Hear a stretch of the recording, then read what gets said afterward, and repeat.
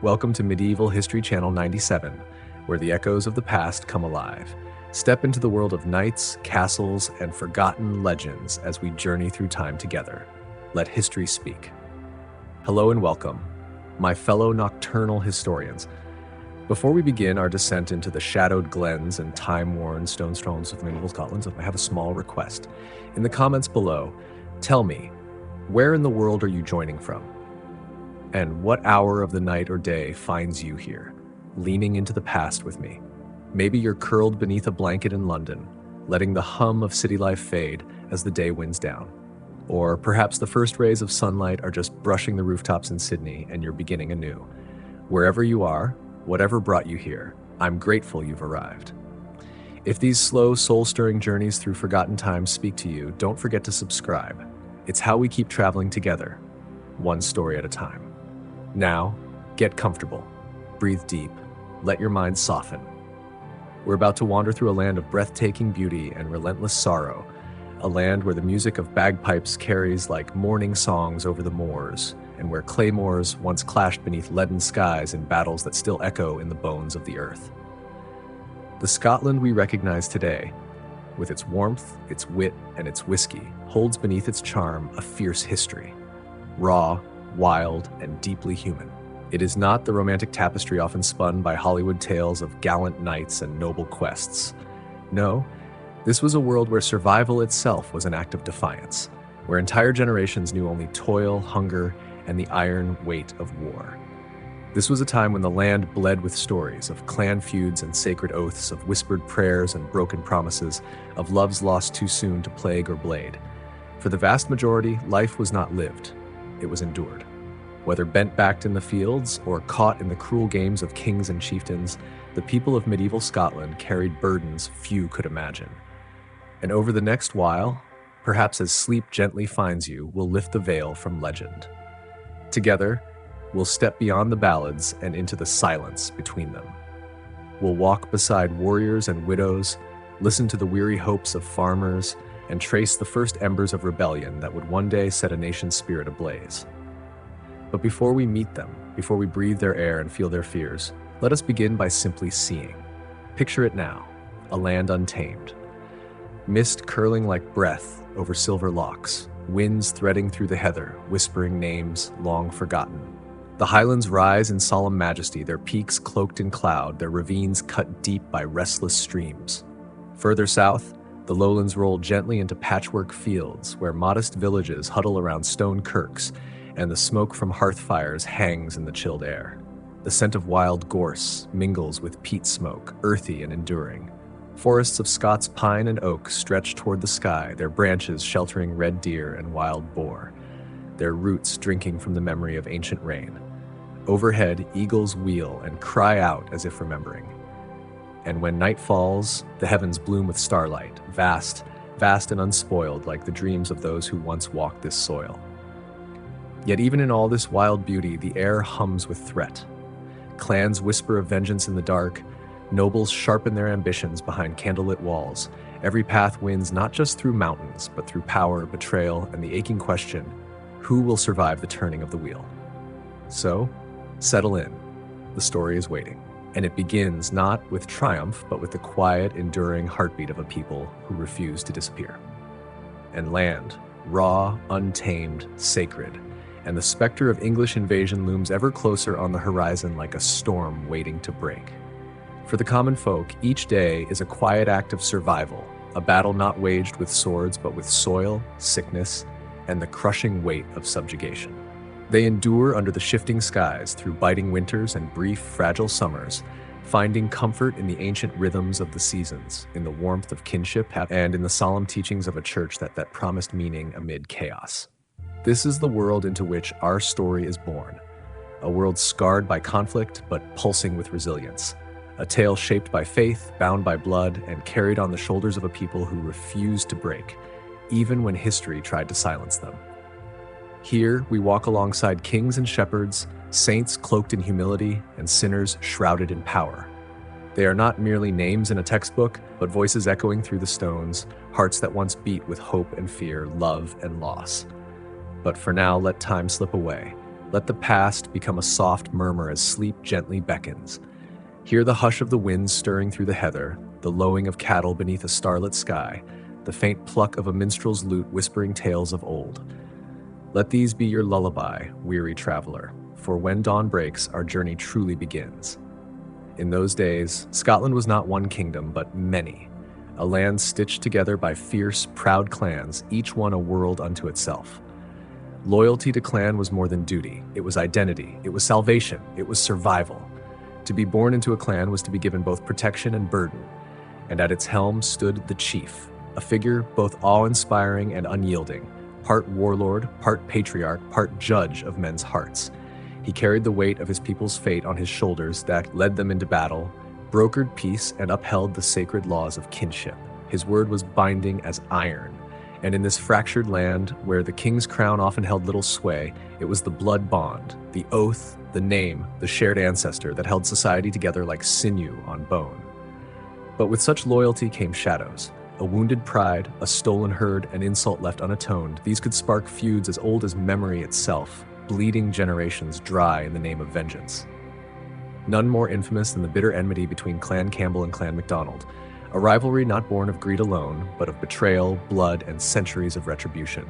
A story we will soon explore, but not yet. Tonight, you rest. Tomorrow, the fires of old Scotland await. Two of the most powerful families in the west of Scotland, the Campbells and the MacDonalds, were bound not just by bloodlines and pride, but by centuries of unrelenting enmity. For generations, their names echoed through the glens not as symbols of strength, but of strife. What began as a political slight soon curdled into a blood feud, passed from father to son like a poisoned heirloom, too heavy to carry and too sacred to set down. The roots of this hatred stretch back to the early 14th century, when Robert the Bruce rewarded the Campbells with lands in Argyll for their loyalty during the Wars of Independence. But these lands were not his to give freely, not in the eyes of the MacDonalds, who had ruled them long before any king's favor. To them, it was more than a political betrayal. It was a wound to their honor, a theft of their birthright. Over time, resentment festered into violence. What began as bitter resentment exploded into ruthless warfare. Villages were burned to ash, families torn apart, and entire generations raised on stories of vengeance. Each raid was answered with another. Each killing demanded retribution. No one was untouched. No one was truly safe. Then came 1646. The year that carved itself into the soul of Highland history. On a quiet night in Glencoe, while fires still burned in hearths and children slept beside their mothers, Campbell soldiers, carrying out orders from the Scottish government, turned their weapons on their unsuspecting hosts. Dozens of MacDonald men, women, and children were slaughtered in their homes. It was not just a massacre, it was a betrayal cloaked in hospitality, a sacred trust shattered. The massacre of Glencoe didn't just deepen the rift between clans. It became a scar on the conscience of a nation. For the MacDonalds, it was a wound that never healed, a grief carried in silence and in song. For the Campbells, it was a burden of shame that echoed through history. And for the powers that orchestrated it, it was a grim success, proof that the easiest way to conquer the Highlands was to make Highlanders turn on each other. Caught in the middle of this generational bloodshed were the ordinary people, farmers, mothers, children, whose lives were governed not by kings or parliaments, but by the bitter rhythm of raids and revenge. At any moment, war could descend on their doorstep. Crops could be burned, cattle stolen, kin slain. Survival meant vigilance. Childhood ended early. Peace was never promised. And yet, amidst the violence and uncertainty, the clan system offered something unshakable: belonging. In a world where nothing was guaranteed, being part of a clan meant knowing who you were and where you came from. It meant having a family that would fight beside you, mourn with you, and remember your name long after you were gone. It was identity carved from hardship, loyalty forged in fire, and pride that not even centuries of blood could extinguish. As we'll come to see, the fierce loyalty that bound clans together did far more than define allegiances. It carved the very shape of Scottish history. This unyielding devotion fueled centuries of brutal conflict, yet it also became the lifeblood that helped its people endure unspeakable hardship. But while clan chiefs and their warriors dominated the tales of sword and blood, they were not the only ones who lived and died by struggle in medieval Scotland. For the vast majority, the peasants, the laborers, the humble tradesmen, life was not a saga of glory, but a quiet, grinding war against poverty, disease, and despair. From the moment their tiny feet could stand, children of the fields were burdened with duty. Under the harsh eye of the sun, they tended crops and herded animals, not because of dreams or destiny, but because there was no other choice. They learned young that their worth was measured not in promise, but in how long they could endure, serving lords whose names they might never speak for a future they'd never taste. And as they grew, the world only asked more of them. Men broke their backs, turning frozen earth and carrying heavy peat through bitter wind, their bodies twisted and worn long before their time. Women bore their pain in silence, working the land beside their husbands, then nursing babies on their hips, managing hearth and hunger with hands that never stopped aching. In the black mouths of mines and the depths of quarries, men toiled in silence beneath the weight of the earth, carving coal and stone with crude tools and bleeding fingers. The air they breathed slowly betrayed them, filling their lungs with dust and disease, while cave-ins and explosions claimed the rest without mercy. Yet even those who escaped the mines were not spared suffering. Home was not refuge, but survival, a cramped, smoky hovel of dirt and thatch, often shared with animals just to steal a little warmth from the brutal Scottish winters. Their meals were humble, sometimes heartbreaking: oats, barley, a few hearty vegetables pulled from unforgiving soil. Meat was rare, a quiet celebration when it came. But hunger was constant. It lurked in the shadows of famine and war, when flames consumed the harvest and soldiers butchered their livestock. In those times, dignity gave way to desperation. People chewed bark, dug up roots, and swallowed dirt, anything to quiet the agony in their bellies. Skin stretched over bone, and the eyes of children dulled with the weariness of too many empty days. This was not the history of kings, but of the countless souls whose names were never written, yet whose endurance made Scotland what it was. Their suffering was invisible, but their strength unshakable.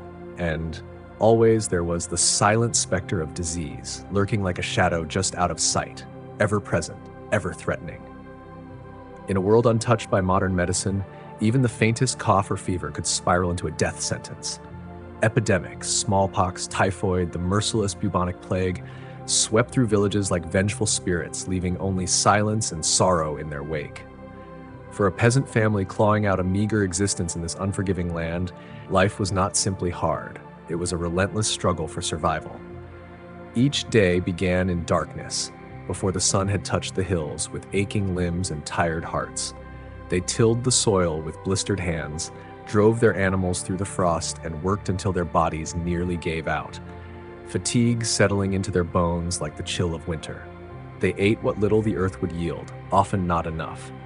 In cold, damp huts crawling with vermin, they huddled together for warmth, for comfort, for the simple reassurance of shared breath. And yet, despite the hunger, the cold, the pain, there were still sparks of light. Even the bleakest days held moments of joy, fleeting but precious. They marked the changing seasons with music and celebration, dancing barefoot in the dirt beneath the stars, their laughter rising like a prayer. Around the hearth, they told stories passed down through generations, tales of heroes and ancestors, of magic and memory. They held tight to their faith. It was not just a religion, it was a lifeline. In the rituals of the church, in its ancient songs and solemn prayers, they found a kind of comfort, a promise that this suffering might have meaning, that something better waited beyond. They leaned into each other, family, neighbors, kin, as their truest sanctuary, drawing strength from bonds forged in fire and famine. But the church, too, was a double-edged sword. While it offered hope for salvation in the next life, it often brought oppression in this one. In medieval Scotland, the Catholic Church reigned with a grip as ironclad as the clans. Its authority reached into every corner of life, spiritual, social, political. No one, not even the nobleman in his stone manor, was beyond its reach. Every soul was expected to give, to surrender a portion of their meager earnings to sustain the splendor of bishops and abbots, whose gilded halls stood in stark contrast to the hunger gnawing in peasant bellies. The church owned more land than any lord, and with that land came power, both earthly and eternal. But perhaps its greatest hold was on the heart and conscience. The Bible's words, the Pope's decrees, these were law. And to deviate was not just dangerous, it was deadly. Those who dared question, who strayed from the narrow path of orthodoxy, were branded heretics. They faced not only shame but brutal punishment, imprisonment, torture, even death by fire, offered up as sacrifices to preserve the sanctity of belief. It was a world built on faith and fear, where hope and hardship lived side by side and salvation came with a price few could afford. The church's reach was not just institutional, it was deeply personal, penetrating into the most intimate corners of people's lives. Marriage was no mere union of hearts, it was a sacred sacrament, tightly governed by the clergy. Their blessing could open the doors to legitimacy and grace, or close them, leaving a couple in limbo. Divorce was all but impossible. To challenge the church's doctrines on sexuality or purity wasn't just rebellion, it was to risk disgrace, isolation, and exile from the community. And yet, despite its rigid grip and solemn decrees, the church was also a source of solace and sanctuary for many. Across the Scottish landscape, towering abbeys and quiet monasteries stood as beacons of care and hope. Within their walls, monks and nuns tended to the sick, fed the starving, and opened their doors to the weary. They were the quiet hands that caught the fallen when no one else would. Among them rose figures like Frey Sainsfy's Margaret, a gentle yet resolute English princess who became Queen of Scotland in the 11th century. Guided by a profound sense of faith and compassion, Margaret sought to reshape the soul of the Scottish Church. She introduced reforms that aligned it more closely with Rome, but her vision went far beyond theology. She championed the poor, founded hospitals and orphanages, and gave generously to monasteries and chapels. Her reign was not just political, it was pastoral, a mother to the nation in every sense. Long after her death, her legacy lingered like a prayer on the lips of those in need. To many, she was not just a queen or a saint, she was a light in their darkness, an intercessor between suffering and mercy. But even Margaret's grace could not soften the harsher edges of the church's rule. As fear tightened its grip on the hearts of the people, whispers of witchcraft and heresy began to swirl like smoke in the wind. The church responded with fire. In the 16th and 17th centuries, witch hunts became terrifyingly common. Accusations, often rooted in superstition or vengeance, led to brutal interrogations. Torture, forced confessions, and execution by burning became the grim rituals of a people desperate to purge evil. The screams of the condemned rose with the smoke, echoing a dreadful warning: obedience or ruin. The Scottish people were caught in a vice, squeezed between the demands of their clan loyalties and the inflexible will of the church. They sought refuge in the strength of their leaders and salvation in the promises of faith, yet feared the wrath of both. One misstep, one wrong word, one unfortunate rumor could unravel everything. It was a delicate, dangerous balance, one that teetered constantly at the edge of collapse, vulnerable to war, famine, or fate's cruel hand. And as the winds of history began to shift, blowing harder with each passing century, Scotland's soul would be tested again and again, challenged not only by swords and sermons, but by the unbreakable spirit of its people. Even as the clans warred among themselves and the church tightened its spiritual grip on the land, a darker shadow was beginning to loom over the northern hills. To the south, the English crown had long gazed upon Scotland not as a sovereign land, but as a wild and untamed prize. Rich in resources, yet fractured enough to fall. In 1296, that long-held ambition took brutal form. Edward I of England, nicknamed Longshanks for his towering frame and iron will, unleashed a full-scale invasion upon Scotland. Cloaking his conquest in the false robes of rightful rule, he declared dominion over the Scottish crown. His armies marched north like a tidal wave of steel and fire, razing villages, burning livelihoods, crushing all who dared to stand. The Scots, fragmented and unprepared, were swept aside. Their king, John Balliol, was captured, stripped not only of his crown but of his dignity. That crown, once a symbol of freedom, was handed to Edward like spoils from a hunted beast. Scotland was broken, but not beaten. In the silence after the storm, the land trembled, not with defeat, but with something deeper: defiance. From the ashes of shattered homes and stolen sovereignty, resistance began to rise. Rebellions sparked like flint against stone, each one lighting the way towards something larger than revenge: hope. Out of this rising fire came a name that would echo for centuries: William Wallace. He was no noble-born warlord, no heir to castles or thrones. Wallace was a man of humble blood, born in Renfrew, forged by hardship and stirred by a love for his country so fierce it bordered on madness. What he lacked in title, he carried in conviction. What he lacked in wealth, he made up for in raw courage. He became the soul of a people who had nothing left to lose. With little more than faith and fury, he gathered a guerrilla force: farmers, tradesmen, clansmen, those who had tasted oppression and refused to swallow it. His greatest triumph came at Stirling Bridge in 1297. Outnumbered, outmatched, but not outwitted, Wallace used the land itself as his ally. With cunning and resolve, he funneled the English into a deadly trap, turning their strength into slaughter. Thousands fell. Stirling wasn't just a battle, it was a roar from the soul of Scotland that said, "We are not conquered yet." Wallace became a living legend, a symbol of resistance carved from flesh and blood. But legends do not walk untouched through history. In 1298, he faced a much larger English force at Falkirk. Betrayed by the very divisions that had always haunted the Scots, his army crumbled. His name, once a battle cry, now echoed with the bitterness of loss, yet Wallace did not fade. For years he remained a ghost in the English war machine, striking, vanishing, enduring. Until in 1305, betrayal found him. A fellow Scot, bought or broken, turned him over to the enemy. Bound in chains, Wallace was dragged to London, not as a soldier, but as a warning. He was tried not as a hero, but as a traitor, and his sentence unspeakable: torture, dismemberment, a death meant to erase not just the man, but the memory, but it failed. Because Wallace was never just a man. He was the cry of a people, the rage of a land refusing to kneel, the spark that would ignite generations to come. On August 23rd, Wallace was not simply executed. He was made a spectacle of pain and defiance.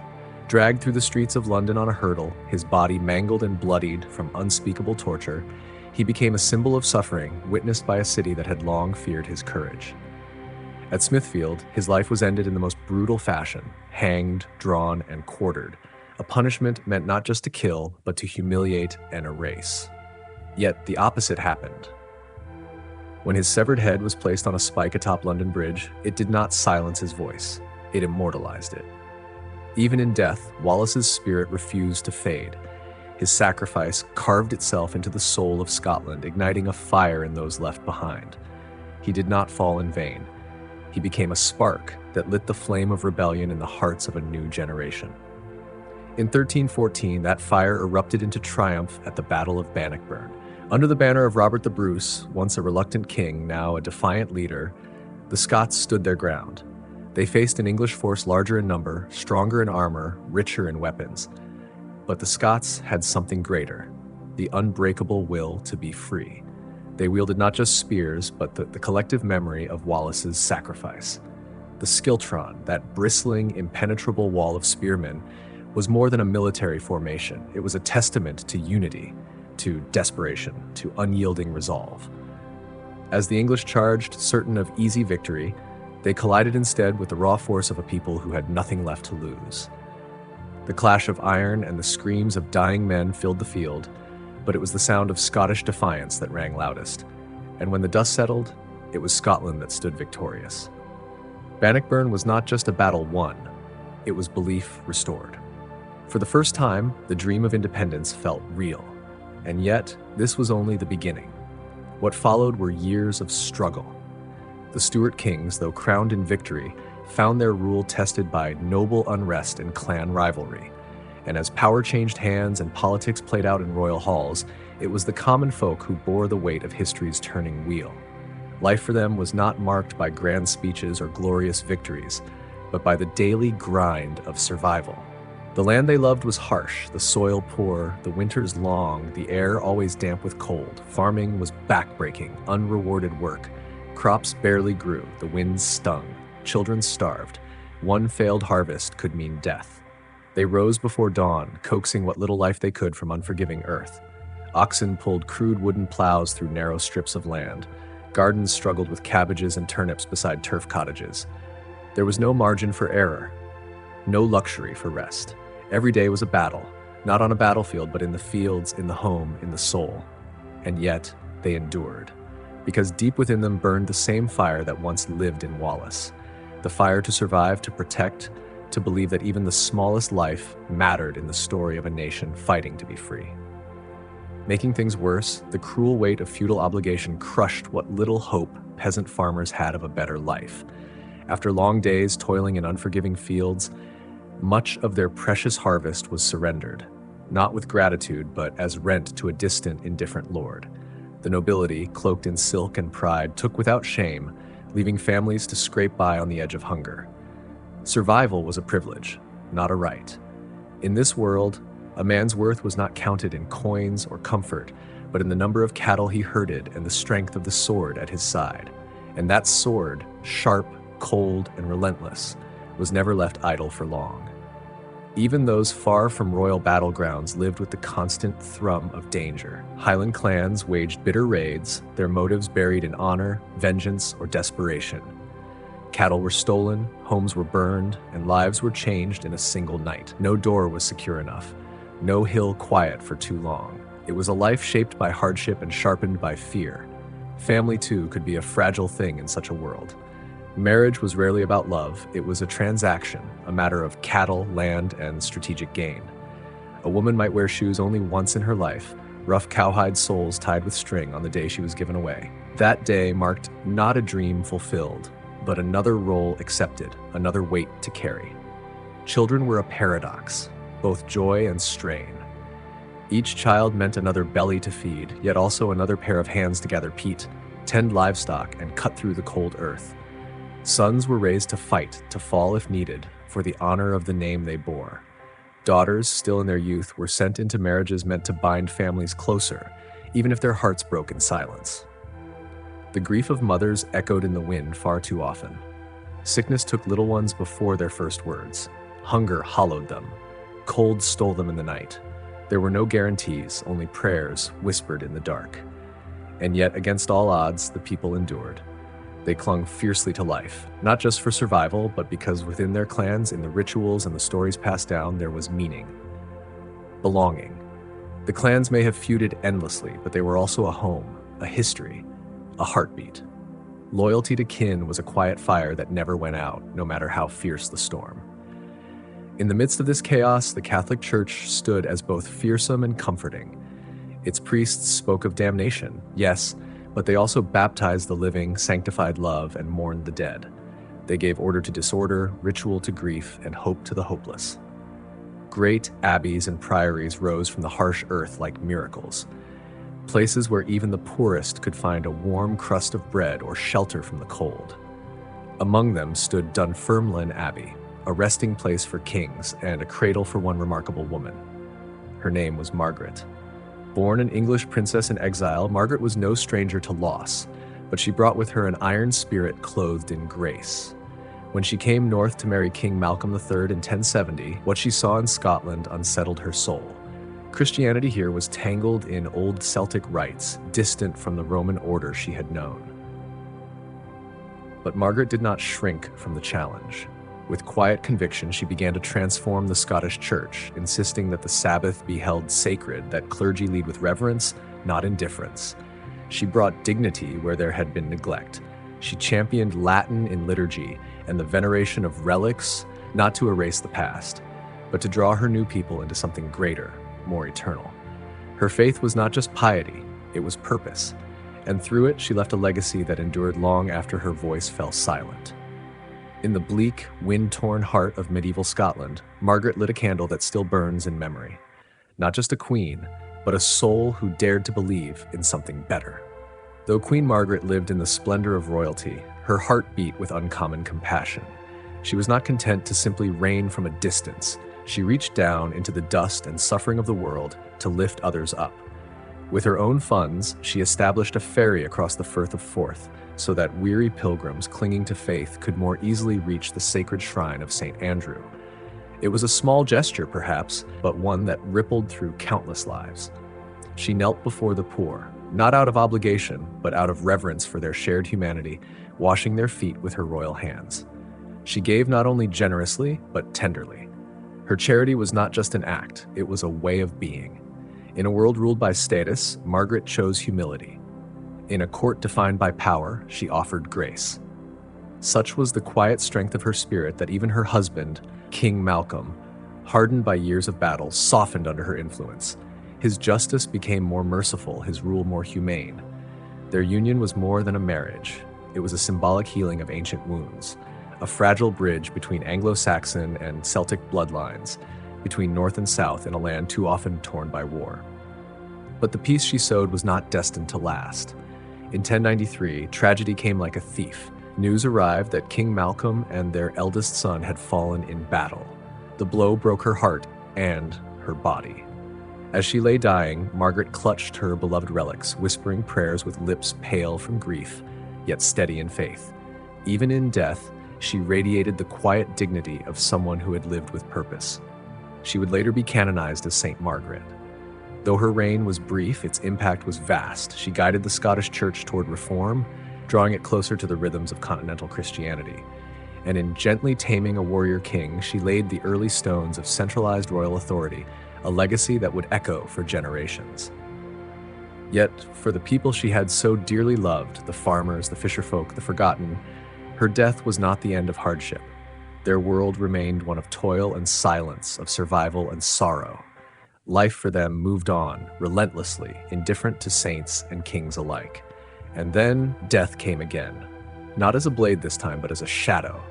In 1350, it arrived silently aboard ships from the continent, hidden in the fur of rats, nestled among crates of grain.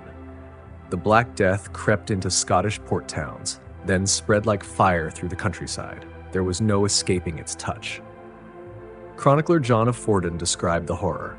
The general mortality began in Scotland, and there died a great multitude of men. There was so great a destruction of people that scarcely anyone dared go out of doors for fear of catching the disease, for whenever it entered a house, it commonly carried off all the inhabitants. No clan, no village, no family was spared. Whole households vanished. Corpses were stacked in alleyways or buried in haste, nameless and mourned only by silence. The dying were abandoned, shunned in terror as their bodies blackened and bubbled with plague. Mothers could not cradle their children. Husbands could not bury their wives. Suffering was solitary. Fear fed superstition. Some blamed the Jews, scapegoating them with wild accusations of poisoned wells. Others saw divine wrath and sought penance through pain. Bands of flagellants whipped themselves bloody, hoping their torment might cleanse the sins of a broken world. When the worst had passed, Scotland was no longer the same. A third of her people were gone. Fields lay untouched. Cattle wandered aimlessly. Markets were empty. The land breathed quietly as if in mourning. And yet somehow the people endured, because that too was their legacy. Not only the glory of kings or saints, but the silent strength of those who survived. It was a wound so deep that Scotland would spend generations trying to heal.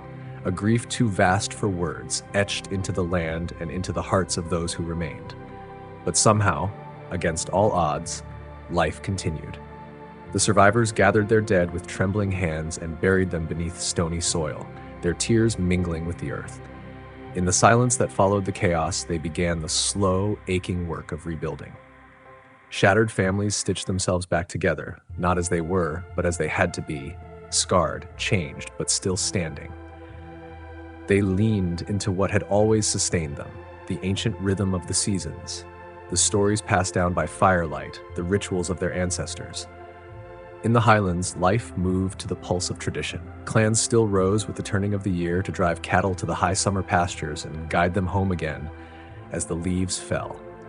An enduring dance between man, beast, and land. Through the glens, the haunting wail of the bagpipes floated on the wind. It was a sound both mournful and unyielding, a cry that carried sorrow and pride in equal measure, a sound that told the world the Highland spirit had not been broken.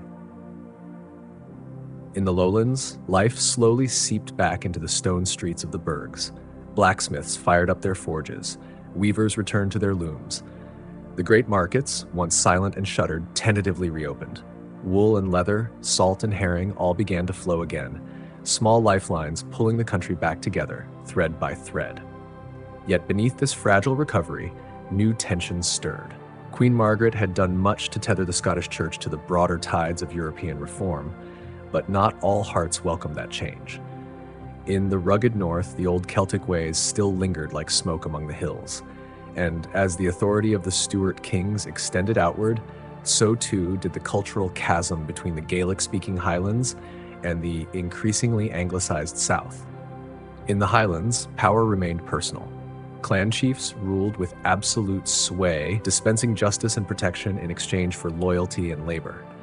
Life for the common folk was one of relentless effort, bound to the land, to the seasons, to the will of their chief. Their homes were humble, made of stone and thatch, their possessions few and often passed down through generations. But in every hearth fire, in every calloused hand, burned the quiet strength of endurance. Among them was Angus MacTavish, a tenant farmer to Clan Campbell. His days began with the first pale light of dawn and ended only when the sun sank behind the peaks. With every furrow of the plow, every sweep of the scythe, Angus carved out a living from the stubborn Highland soil. His hands, cracked and browned by years of toil, bore silent witness to the life he lived, one of labor, of duty, of silent resilience. As he paused to wipe the sweat from his brow, his eyes caught the distant silhouette of the Campbell chief's stone tower, rising cold and unyielding against the sky, a stark reminder of who held dominion over his fate. His thoughts turned, unbidden, to the recent raid by the MacDonalds. He could still hear the chaos, shouts in the dark, the clash of steel, the panicked cries of livestock and kin alike. He had survived that night. His brother had not. Now, vengeance hung in the air like a storm waiting to break. Talk of retaliation stirred in the halls of the chief. Weapons were being sharpened, riders were being sent. But in Angus's chest, the weight of it all pressed down like stone. He had seen enough blood, enough death. He longed not for glory, but for peace. Yet in these lands, peace was fragile, and history had taught him that the ground beneath his feet was never still for long. Such was the relentless cycle of raid and counter-raid, feud and vendetta that plagued the Highlands. Conflict was not an exception. It was the heartbeat of life in those rugged hills. Clans clashed as if compelled by fate, each generation inheriting the blood debts of the one before. Vengeance became tradition. Feuds carved themselves into the very stones of the glens, passed on like heirlooms. It was a way of life, woven into the soul of the land just as surely as the mist over the mountains and the cold breath of the lochs at dawn. But even as they battled one another, a darker shadow crept from the south. The kings of England, hungry for dominion, had long cast envious eyes northward. To them, Scotland was not a sovereign land, but a wayward territory that needed subduing. And in 1296, that desire became steel. Edward Huas, Longshanks, was a towering figure both in stature and in ambition. He unleashed his armies upon Scotland with merciless force. They burned their way through villages and towns, leaving ash and ruin in their wake. Anyone who dared to resist was cut down without mercy. But Scotland did not yield. Though smaller in number, lacking the polished discipline of their enemy, the Scots fought back with ferocity born of desperation and pride. They knew their land, the narrow passes, the thick forests, the moors where the fog never lifted, and they used it to strike with the fury of a people defending not just territory, but identity. Out of this crucible rose a man who would become legend. William Wallace, an obscure landowner from Renfrewshire, scarred by personal tragedy after the English murdered his wife and razed his village, transformed grief into fire. He gathered a force of rebels and struck at the occupiers with surgical precision. What began as revenge quickly became resistance. In 1297, Wallace achieved what many thought impossible. At the Battle of Stirling Bridge, he outwitted a vastly superior English force. As they crossed the narrow bridge over the River Forth, Wallace waited. When half had crossed, he gave the order. His men surged forth, cutting off retreat and crushing their enemy in a narrow funnel of death. It was not just a military victory, it was a symbol. The impossible had been done. A spark had been lit. But victory in war is often fleeting. In 1298, Edward returned, this time leading his army in person, determined to stamp out the rebellion once and for all. The two forces met at Falkirk. There, the might of England's longbowmen shattered the Scottish schiltrons, dense circles of spearmen who had no answer for the deadly hail of arrows. Wallace narrowly escaped. His army did not. The rebellion for a time was broken, and the weight of English rule pressed even heavier on Scotland's neck. What followed was a time of sorrow. The nobles, many weary or afraid, bent the knee to Edward, pledging loyalty to a foreign crown. English governors were installed to rule a land that had never known such chains. And as always, it was the common people who bore the brunt. Crops were seized to feed the occupiers, livestock taken, homes torched at the faintest whisper of rebellion. Families torn apart under suspicion. Hope became a dangerous thing. But even in those bleak years, it never fully died. The land remembered, the people remembered, and rebellion, though buried, was only ever sleeping. But even in the darkest of times, glimmers of hope flickered like candlelight in the storm. In the quiet corners of the land, in abbeys and priories nestled among the hills, monks and nuns became silent guardians of compassion. They opened their doors to the poor and the broken, the outcast and the afflicted, tending wounds both physical and spiritual. Their hands, weathered by prayer and labor, offered balm where the world gave only cruelty. One such beacon of grace was Margaret of Wessex, an English princess who, in 1070, became queen by marrying Malcolm III of Scotland. Though born across the border, Margaret's heart beat fiercely for her adopted people. She did not rule from a distance, but walked among the suffering, feeding the hungry with her own hands, founding hospitals, and building schools to light the way out of ignorance. Her faith was not a symbol, but a force, tender yet unyielding. With quiet determination, Margaret began to reform a church that had grown complacent and corrupt.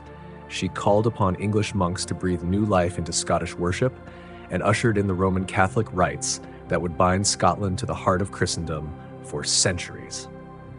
Through her devotion, she left behind more than statues and scripture. She planted seeds of hope that would bloom long after her time. Yet the same church that offered sanctuary could also wield fear like a weapon. For all its grace, the medieval church held swift judgment for those who strayed from its doctrines. Heresy was not a difference of opinion, it was a death sentence. Those accused of witchcraft or sorcery were dragged into dungeons, tortured until their cries broke the silence of stone walls. Their confessions, wrung from agony, were used to justify the fire that consumed them. One of the most zealous voices of this fearsome age was John Knox, a thunderous preacher whose words burned as fiercely as the pyres he helped ignite. In 1563, he penned the first blast of the trumpet against the monstrous regiment of women, a scathing denunciation of female rulers, especially Mary, Queen of Scots, whom he painted as evil incarnate. His writings poured fuel on the growing fire of witch hunts, driving suspicion deeper into the hearts of neighbors and friends. But even as smoke curled into the sky and innocent lives turned to ash, the soul of Scotland endured. The people, weary yet unbroken, held tightly to the traditions whispered by their ancestors. In the face of fear, they clung to stories of heroic warriors, of mythical beasts, of fey folk dancing in the twilight. These tales became more than legend. They were survival. In the haunting beauty of their homeland, the windswept moors, the heather fields, the glens wrapped in mist, they found a strength that no law or crown could erase. And above all, they held fast to their identity, fierce, unyielding, and defiantly their own. No matter the fire, no matter the force from the south, Scotland's spirit refused to be extinguished. It was this unyielding spirit that would lead them in 1320 to sign the Declaration of Arbroath, a powerful affirmation of Scottish independence and nationhood. For as long as but 100 of us remain alive, the Declaration proclaimed, never will we on any conditions be brought under English rule. It is, in truth, not for glory, nor riches, nor honors that we are fighting, but for freedom, for that alone, which no honest man gives up but with life itself. These words would echo through the centuries, a defiant heartbeat that pulsed through every generation of Scots who bled and burned and rose again for freedom. The road ahead would be long and brutal, paved with the bones of the fallen and soaked in grief. Yet through it all, the Scottish people never lost sight of that noble flame, the birthright of self-determination, carried like a torch across the centuries. As the sun began its slow descent behind the craggy highlands, Angus MacTavish straightened from his labor, his back stiff with pain and years. The golden light spilled across the fields, softening the edges of a harsh land. He stood for a moment in silence, watching the wind ripple through the crops he had coaxed from stubborn soil. Despite the hunger, despite the cold nights and aching limbs, despite the ever-looming shadow of war and plague, Angus felt something greater than fear, a deep, abiding love for the land beneath his feet. It was not just soil and stone, it was home. That love, fierce and unspoken, was what kept him rising each day. It gave his suffering meaning, it gave his sacrifice purpose. And he knew, in the marrow of his bones, that he was not alone. Every Scot, from the nameless laborer to the highest laird, carried that same unbreakable thread woven through their soul. It was a love that defied time, that whispered through the ruins of ancient castles and echoed across the glens. It was a love that endured, quiet, proud, and eternal. Angus turned toward his small cottage, the light dimming with each step. His body moved slowly, worn by work and years, but in his heart, a single ember glowed. Not loud, not bright, but steady, a flicker of hope, a stubborn belief that no winter lasts forever, that no darkness is without end. That spring would come again. And with it, the promise of a new day, not just for him, but for all of Scotland. The history of medieval Scotland is not only a tale of kings and conquests, it is a story etched into the hands of the weary, the hearts of the brave, and the silence of the forgotten. It is a story of blood and sacrifice, of courage that refused to break, of resilience born from fire. It is the story of a people and the indomitable spirit of a nation that refused to kneel. And as we look back on those distant times, as we marvel at the fortitude and faith of our ancestors, we cannot help but feel both humbled and stirred to our core. Their lives were etched in hardship, yet they endured, with grit, with grace, and with an unwavering belief in something greater than themselves. In their stories, in their soaring triumphs and devastating tragedies, we catch glimpses of ourselves. We see echoes of our own pain, our own resilience, our longing for purpose, belonging, and hope. Their legacy reminds us of the unbreakable thread that weaves through time, binding us together as one people. So let us remember them, not as distant names carved into weathered stones, but as beating hearts who once walked the same earth, breathed the same air, and dreamed of a better tomorrow. Let us honor their memory and their sacrifice, not with words alone, but by carrying forward their spirit. Let us strive to be worthy of all they endured and all they gave. Because in the end, it is not the castles nor the crowns that define a nation, it is the hearts, it is the hopes of its people. And as long as those hearts beat with truth and those hopes blaze like fire in the dark, Scotland will endure.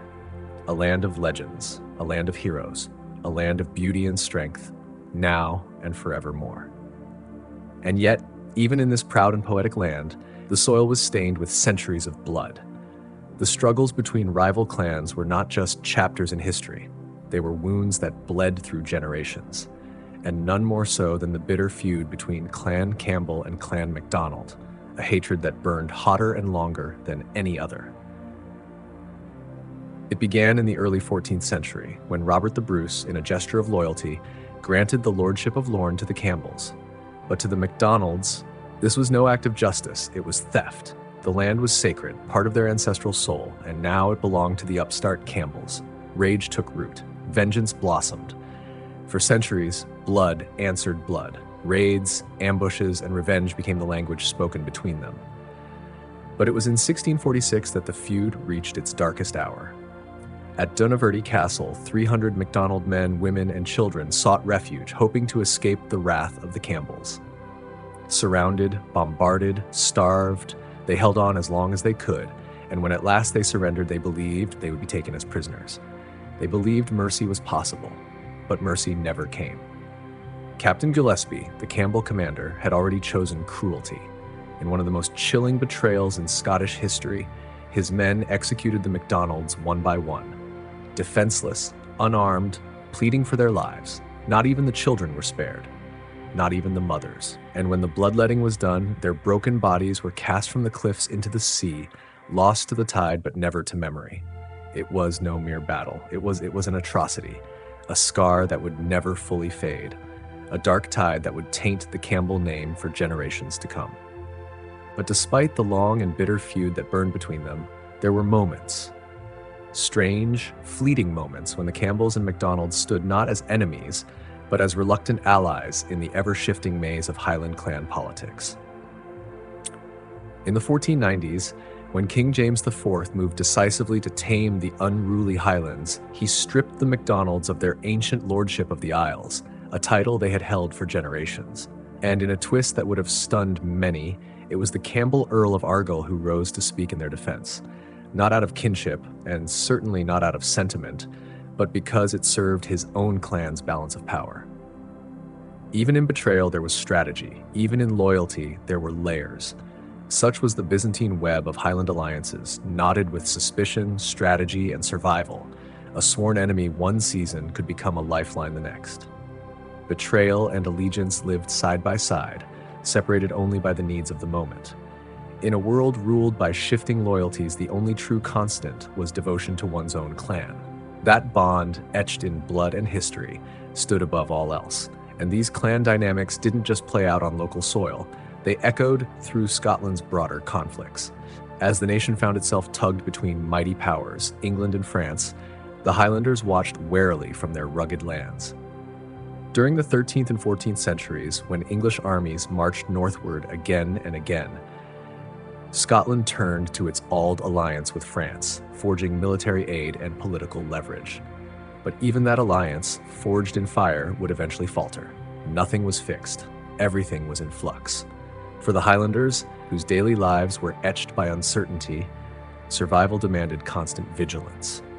Across the rugged landscape, stone peel towers rose like watchful sentinels, weather-beaten, steadfast, and vital. They served as beacons, as shelters, as last resorts. When enemy reavers descended in the dead of night, torches blazing and steel drawn, clans would retreat behind those cold, crumbling walls to wait out the storm. Battles flared with little warning, a glance mistaken for insult, a cow grazing an inch too far, a long-held grudge reignited with blood. Men plowed the land with sword and dirk strapped to their side, always one heartbeat away from war. Women and children, too, were not spared the burden of readiness. They lived with packed sacks by the door, oats, smoked herring, a flask of water, ready to flee to the tower if the alarm was raised. They moved through life with ears always tuned to the wind, listening for the low blare of a cow horn or the chilling cry, "Groom dop! Get ready for a fight!" Even in sleep, they were never truly at rest. A Highlander's very body was a canvas of conflict. Every man walked like a warrior. The broadsword and target were not ornaments, but essentials. A long dirk hung at the belt, its worn hilt a reminder that peace was never guaranteed, only borrowed. They were not just farmers, fathers, or shepherds. They were fighters, living on the edge of survival in a world where trust was rare, danger was certain, and strength was everything. Wealthier men shielded their bodies with the habon, a vest of chainmail that gleamed beneath the Highland sun, protecting the torso from blade and arrow alike. And during the rare lulls in bloodshed, when the glens grew momentarily quiet, they tested their strength not in war, but in ritualized echoes of it, mock battles and feats of endurance, tossing the caber skyward, lifting stones heavy with pride and tradition. These contests weren't just games, they were survival dressed in spectacle. In the Highlands, raiding and feuding were lifeblood and curse. A single defeat could unravel an entire clan, tearing away their cattle, their crops, even their kin. If not executed outright, vanquished clansmen might be condemned to serve their enemies or wander the hills starving, stripped of dignity, land, and name. Clan chiefs, ever wary of such ruin, lived not in leisure but in vigilance. They fought wars not only with swords but with marriages and oaths, strategically binding families together through fosterage, sacred relics, and alliances sealed by blood. They courted the favor of power brokers, the Lord of the Isles, the Earls of Mar and Moray, or, when the crown deigned to glance north, the distant Stuart kings. Only the strong endured. But strength, in the Highlands, meant more than muscle. It meant cunning, loyalty, and the ability to bind people to a cause greater than themselves. And yet, amid this harsh and precarious life, the Gaels of the Highlands carved out something extraordinary, a culture not merely of survival, but of soul. The clan was everything. It gave life meaning and structure in a world that offered little else. Yes, life was short. Yes, it was brutal. But it was lived together, in a spirit so fierce and communal that it sings through the centuries. The turning of the Highland year was marked not just by labor, but by joy. Great feasts lit up the long nights, gatherings where tartans swirled, laughter rang through the glens, and the music of the pipes pierced the silence like a cry from the heart of the earth. Women wore embroidered silk with quiet grace. Men, their woven tartans and feathered bonnets, stood proud as warriors and kin. Around them danced stories, tales of ancient heroes and ancestral pride told in the flicker of firelight, passed down through bards and whispered into eternity. And there was the whiskey, Whiska Betha, the water of life, golden and burning, lifting heavy spirits if only for a while. It did more than warm the body. It reminded them they were alive. In these moments, something larger stirred, something timeless, the sense of belonging, of legacy, of being part of a story older than memory. The chiefs, despite their pride and quarrels, saw themselves not as mere warlords, but as guardians of a noble tradition.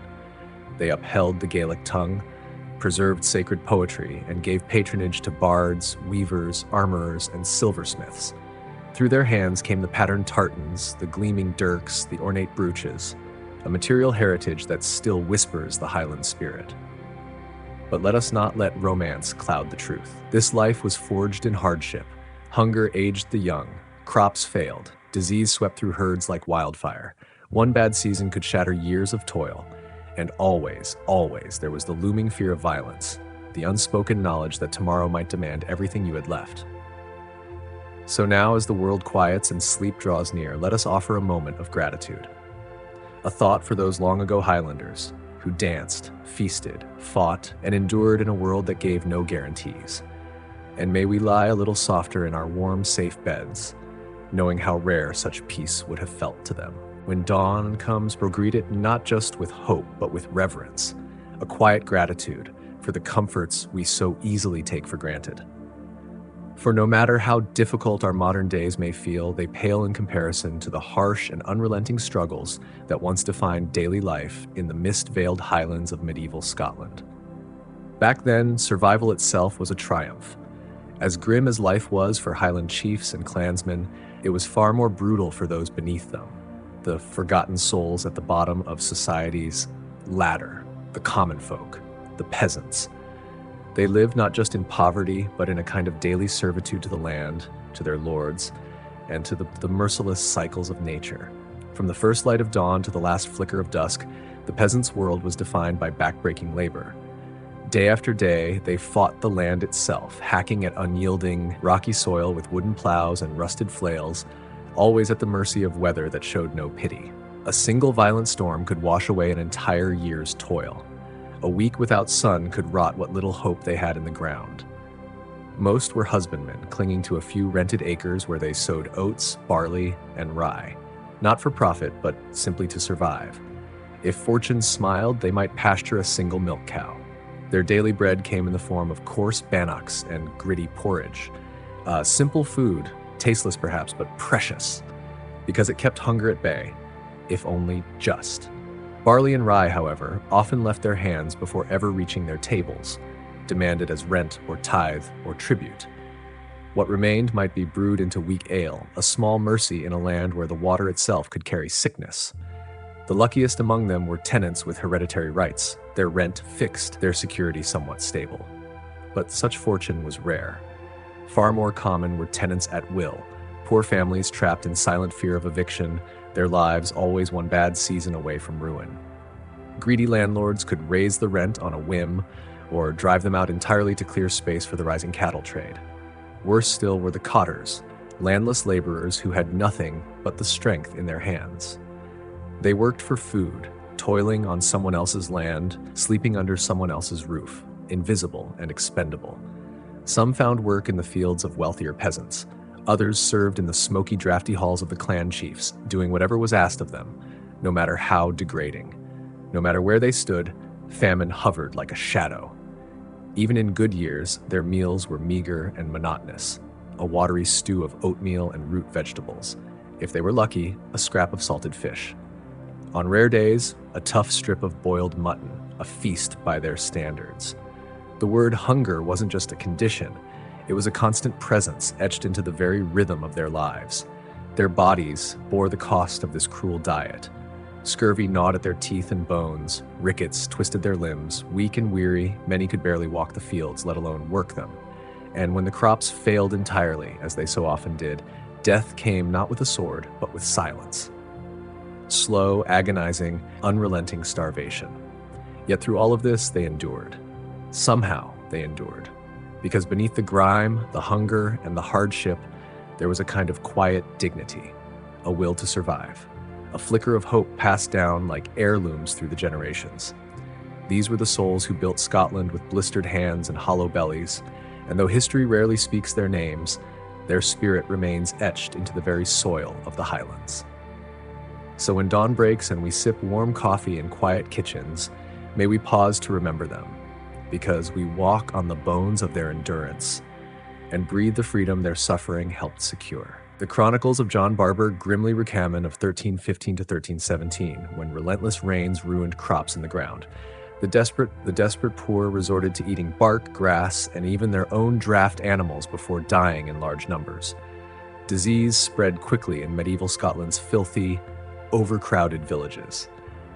Dysentery, tuberculosis, and sepsis from infected wounds were common, and always lurking was the dread specter of the Black Death, the plague that claimed both rich and poor without mercy.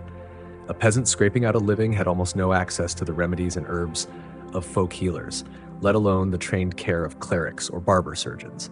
So the harsh math of medieval life played out with brutal logic. High infant mortality, mothers dying in childbirth, fathers struck down by injury or illness in their prime. If a peasant child survived disease and malnutrition, they might expect to live just 30 years, a short, bleak existence by our standards. And over all of this loomed the inescapable weight of the social order. The peasantry owed total obedience to their clan chiefs and the noble lords whose land they worked, obedience enforced by the constant threat of violence. To step out of line, to question one's superiors, was to risk a savage beating, maiming, or worse. The work of their hands, the fruits of their labor, were never truly their own, always subject to the whims of those in power. So, the life of a medieval Scottish peasant was one of narrow, all-consuming toil with little dignity. Each day was a struggle of hardship and servitude, with only a few fleeting joys, a wedding feast, a child's laughter, a quiet moment by the smoky peat fire. The cold reality of scarcity and power allowed for little more.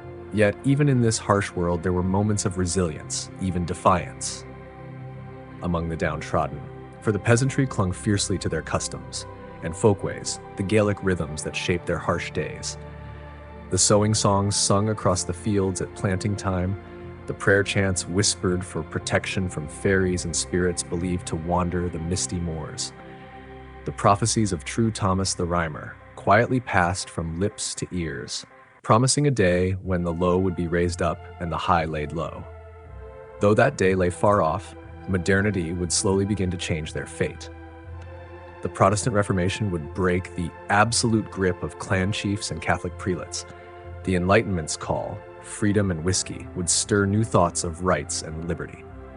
The clearances would sweep them from the glens, but also open new frontiers across the sea. Though they could hardly imagine it, a better world awaited their descendants. So let us pause, holding a moment of deep, unjudging compassion for these long-ago peasants of Scotland. As we settle into the comforting darkness behind our eyelids, drifting off on a bed of plenty, may we send a wave of gratitude back through time for their thankless, unrecorded labor, their gnarled hands and bent backs that built the foundation of the world we know today. And in our dreams tonight, if we find ourselves sipping from their bitter cup, may it fuel our resolve to shape a present and future where such suffering is only a distant memory, and the dignity they were denied becomes a birthright for all. Rest well, my friends, and when you wake, spare a word of remembrance for the least of these, the lost and forgotten peasants of Scotland's harsh past.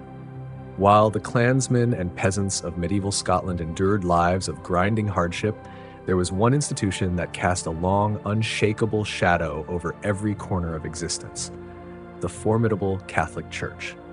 From the grandeur of soaring cathedrals to the quiet presence of humble chapels, the Church's influence was total.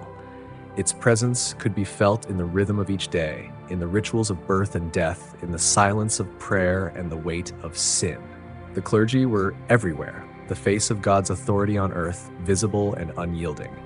Learned bishops presided in their abbeys like kings of sacred realms, while humble parish priests served in far-flung villages, often becoming the only connection between isolated communities and the divine. This clerical hierarchy mirrored the clans, but it ran deeper. For where a chief ruled over land, the church claimed the soul. In a world haunted by disease, violence, and early graves, the promise of eternal salvation and the terror of damnation felt close enough to touch.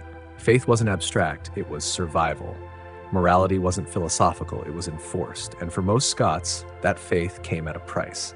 Tithes and offerings were demanded relentlessly. The biblical call to render unto God what was God's became in practice a system that drained the meager earnings of crofters and peasants, leaving families on the edge of starvation while gold flowed into ecclesiastical coffers.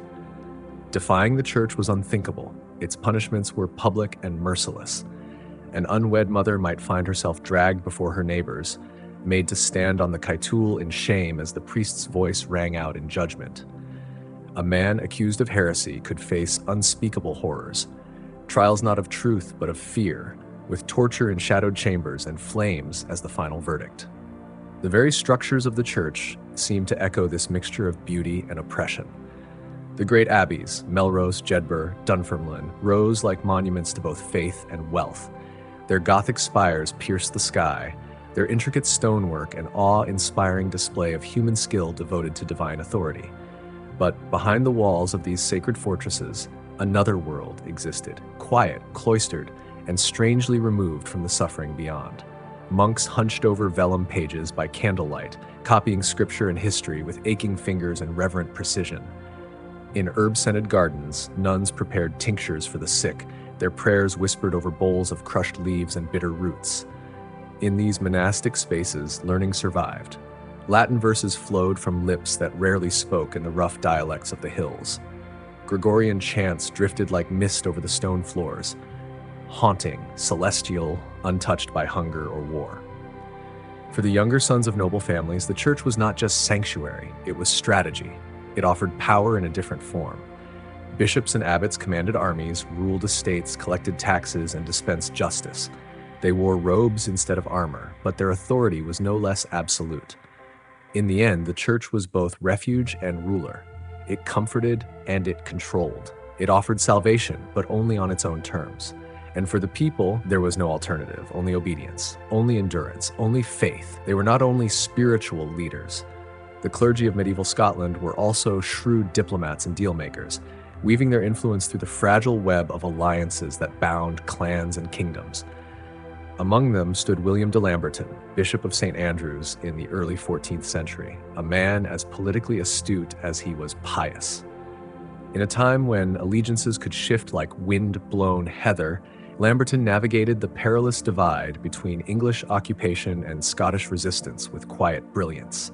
His decision to support Robert the Bruce was more than a political move.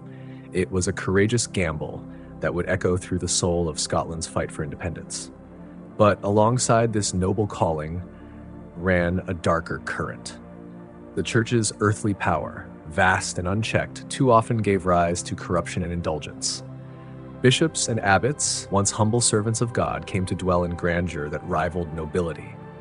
Cloaked in fine robes, waited upon by liveried servants, they dined on delicacies, while the peasants beneath them scraped together their meager existence. The sacred vows of poverty, chastity, and obedience grew hollow in the mouths of those who had long forgotten sacrifice. The very institution meant to uplift the spirit began to feel, for many, like a weight, a yoke of tithes and guilt pressing down upon already burdened shoulders. Such disillusionment could not remain silent. Across Europe, voices began to rise in protest, and in Scotland's own southwest, the Lollards took up that cry. Inspired by the heretical fire of John Wycliffe, they condemned the sale of indulgences and demanded scripture in the language of the people. A full century before Martin Luther would shake the walls of Rome. Their whispers of renewal were the first tremors of a coming storm, the Protestant Reformation. And yet, Despite its failings, the medieval church was still, for many, a sanctuary in a merciless world. In the Highlands and beyond, where clan feuds could erupt without warning and mercy was rare, the law of sanctuary offered by abbeys and priories was sometimes the only shield for the powerless. The monks and nuns who fed the starving from their kitchens, who tended the sick and buried the forgotten, they kept alive a fragile thread of compassion. Parish priests, often the only literate soul in a village, became counselors, teachers, and keepers of wisdom in a world where books were rare and life was harsh. Even as the Stuart kings tightened their grip in the 15th century, Scotland remained a land divided, its loyalties tangled in centuries of blood and memory. From the cultivated fields of the lowlands to the jagged, storm-swept highlands, the land pulsed with stories of betrayal and resilience, of kinship and war. To lowlanders, the Highlanders seemed like phantoms from another age, speaking a strange tongue, draped in cloaks of wool, their hearts bound not to crown or court, but to clan and chief. They were a people shaped by stone and sky, wild and loyal, stubborn as the hills they called home. And so, as kings in Edinburgh drew lines on maps and drafted edicts, the Highlands remained defiantly their own, a realm of mist and memory, where the spirit of ancient Scotland still walked. Lowlanders scorned what they saw as the unruly customs of their northern kin. Among the most derided was quid ode, or sorning, the traditional right of a Highland chief and his retinue to demand food and lodging from his clansmen. To the lowland mind, this was parasitic, even tyrannical. Tales of cattle raids, blood feuds, and violent skirmishes only deepened the divide, painting the Highlands as a lawless frontier of barbarism. Yet for the Gaels, this was not savagery, it was sovereignty. And no figure embodied Highland independence more than the Lord of the Isles. Since the 13th century, these Gaelic princes ruled over the western Highlands and Islands with near-complete autonomy. From their seat at Finlagan on the windswept Isle of Islay, the Lords of the Isles convened courts, made alliances, and even treated with the English crown as if they were kings in their own right. But such defiance could not stand forever. In 1462, John MacDonald II, the fourth Lord of the Isles, overreached. Attempting to expand his dominion, he allied with England and rose in rebellion against King James III of Scotland. He was defeated near Inverness, his ambitions dashed. The crown struck back decisively, titles stripped, lands seized. And in 1493, after a final rebellion, James IV dissolved the lordship altogether. The once mighty title of Lord of the Isles was absorbed into the Scottish crown. This was more than a political victory. It was a turning point in the centuries-long effort to bring the Highlands under centralized control. But the battle was far from over. The Highlands remained a world apart, isolated by terrain, united by clan, and bound by tradition. For generations, Stuart monarchs struggled to tame this land.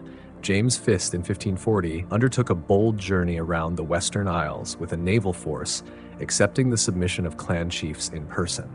But submission was not transformation. The clan system endured. The feuds continued. Authority remained rooted not in royal decree, but in bloodlines and bardic memory. Culture, too, was a battleground. Gaelic, the lyrical ancient language of the Highlanders, was more than mere speech. It was the lifeblood of identity. It flowed through the mouths of bards who sang the victories and tragedies of clans, who preserved ancestry not in ink, but in song. To the lowlanders who spoke Scots, a language closer to English, Gaelic was strange, even threatening. With its foreign rhythm and ancient cadence, it marked Highlanders as other. As lowland influence grew, so did efforts to extinguish the Gaelic way. By 1616, James VI, also James I of England, passed the Statutes of Iona, a calculated strike against the cultural autonomy of the Highlands. Chiefs were required to send their sons to lowland schools to learn English and Protestant doctrine. This was not education, it was erasure. More laws would follow, targeting not just language, but every outward sign of Highland pride. Tartan, music, customs, each deemed dangerous, each labeled savage, and slowly, deliberately, the crown sought to silence a culture that had long refused to kneel. But language, like memory, is stubborn. And though kings and councils tried to reshape the Highlands in their image, the old songs still echoed through the glens. The people still remembered who they were. The Speaking Our Language Act of 1724 mandated English education and outlawed Gaelic in official settings, a calculated blow to the cultural heart of the Highlands. Though these measures were not wholly effective, they slowly eroded the status of the Gaelic tongue, chipping away at a language that once carried songs, prayers, and the stories of entire generations. Yet, despite the Crown's determined efforts to anglicize the Highlands and the long-standing mistrust between Highlanders and Lowlanders, the divide was never absolute. Trade created unlikely bridges where politics and prejudice had built walls. Chief among these connections was the cattle trade, the lifeblood of the Highland economy by the 16th century. At great trysts held in Crieff, Falkirk, and Inverness, Highland drovers would guide thousands of black cattle across rugged terrain to sell to lowland markets. As many as 100,000 animals made the long journey south each year, their hooves wearing paths into the land and into the fabric of Scotland's economy. Lowland lords and burghs prospered from this trade, while ordinary Scots came to know the rich meat and sturdy livestock of the Highlands. In return, goods not readily found in the Gaelic world, wine, ale, fine fabrics, iron tools, flowed northward, carried in carts and ships in the packs of traders. It was not only goods that moved, but people and ideas. Highlanders who mastered Scots could act as brokers, factors, and negotiators, navigating both worlds with growing fluency. Despite the stereotypes of Gaels as wild or backward, commerce revealed a more complex truth. The Highlands and Lowlands were bound not just by geography, but by necessity, and in some cases, mutual respect. Political alliances, too, crossed the cultural fault lines. Marriage was often the tool of peace in a land shaped by feuds. Kings, ever anxious to stabilize their realm, used unions to bridge old enmities. James IV, in particular, sought reconciliation by arranging marriages between his loyalists and former rebels. The most symbolic of these came in 1503, when he awarded the lordship of the Isles to the chief of Clan Campbell, who, through marriage to a royal kinswoman, became the first Earl of Argyll. These alliances did not erase cultural divides, but they carved out channels of communication and influence between Gaelic and Lowland spheres. Still, the Highland-Lowland divide remained one of the defining tensions in Scottish society for centuries. The Gaelic North would face military occupation, legal repression, and the heartbreak of the Highland clearances, a forced uprooting that scattered countless families from the land they called home. Language, dress, customs, all were targeted in the name of progress and control.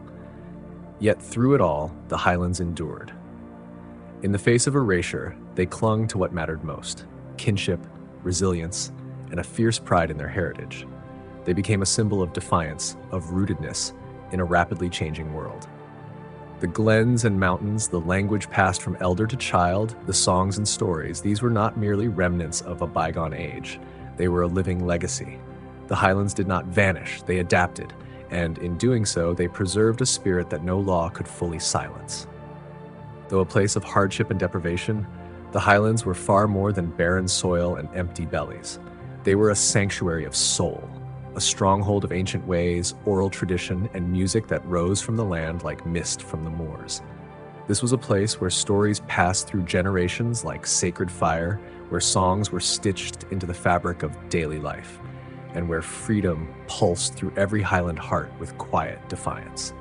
That spirit, untamed, proud, and deeply rooted, never died. Even today, the Highland legacy lives on, in the lilting cadence of Gaelic still spoken in scattered communities, in place names that whisper of forgotten battles and ancient clans, in the red and green threads of tartan wrapped around the shoulders of descendants across the globe.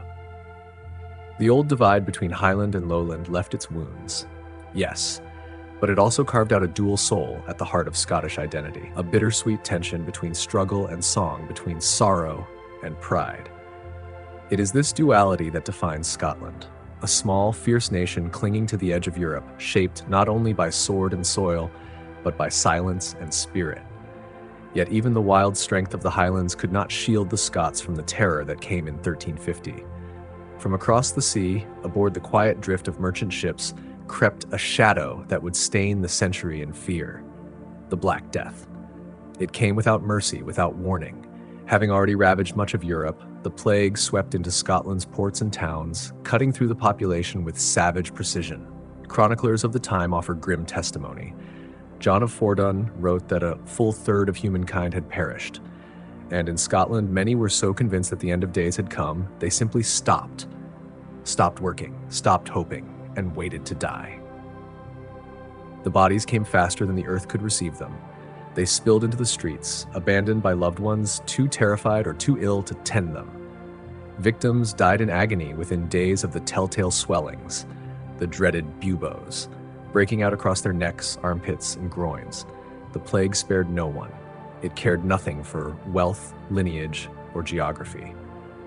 From lowland merchants to highland shepherds, from stone abbeys to thatched huts, death crept in on the backs of fleas and in the breath of the dying. Hamlets vanished. Fields lay fallow as farmers collapsed in their furrows. Entire families disappeared in a matter of days, and those left behind wandered dazed, uncomprehending in the face of so much loss. One tale lingers, the story of Sir William Douglas, the Knight of Liddesdale. A famed warrior and protector of the young King David II, Douglas withdrew from his people when plague touched his lands in 1353. He chose isolation, preferring death in solitude rather than risk bringing ruin to others. He waited, with quiet resolve, for an end he could neither outrun nor resist. The Black Death humbled even the most unshakable. It was not a foe to be fought with steel or strategy, and in the desperation that followed, many sought meaning in suffering. Some turned to the heavens in despair. Bands of flagellants roamed the roads, beating their own flesh in public penance, believing that pain could buy mercy from an angry God. This was not just a health crisis, it was a spiritual reckoning. A time when fear touched every soul and the fragile thread of life felt thinner than ever before. Jews were targeted as scapegoats, unjustly blamed for a calamity no one could understand. Yet, in this regard, Scotland was spared the worst, avoiding the violent pogroms that ravaged Jewish communities across much of Europe. Still, for most, there was little to do but fall to their knees in prayer, hoping for some shred of mercy, turning to the church for whatever faint comfort or fragile hope it could offer. The plague did not merely take lives, it emptied entire towns, silenced villages, and left haunting voids where communities once thrived. The first wave alone shattered the population so profoundly that generations would pass before recovery could even begin. But the Black Death was not done with Scotland. It returned again and again like a cruel tide, merciless and precise. New outbreaks came in 1361 to 1362, 1380, and 1392, each one sweeping through the land with terrifying regularity. It was as if death itself had adopted a rhythm, methodical, unrelenting. Every fresh eruption brought another wave of loss, another layer of grief that darkened the soul of the nation. The social fabric of Scotland was torn apart. With laborers dying by the thousands, fields went unharvested, villages crumbled, and entire parishes stood abandoned. The clergy, so central to medieval life, were particularly ravaged. Many churches were left without priests to perform last rites or offer solace to the dying. Faith faltered in the absence of those who once delivered it. In the chaos, the world was rearranged. Land changed hands at an unprecedented scale, over half in some areas, as the dead left no heirs but distant relatives or desperate survivors. Debtors vanished with their obligations, and for the first time, tenants and workers gained leverage, forcing landlords to offer better terms in their struggle to attract the dwindling labor force. But no statistic or shift in fortune could match the horror of what people witnessed and endured on the ground. As soon as the plague entered a home, that home was sealed shut. Entire families were locked inside, sick and healthy alike, left to their fate. A white cross was painted on the door, not as a sign of help, but as a sentence.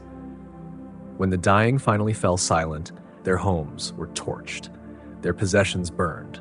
No mourning, no farewells, just fire, ash, and silence. The dead were not laid to rest with prayers or dignity. They were shoveled into mass graves, pit after pit, nameless and numberless.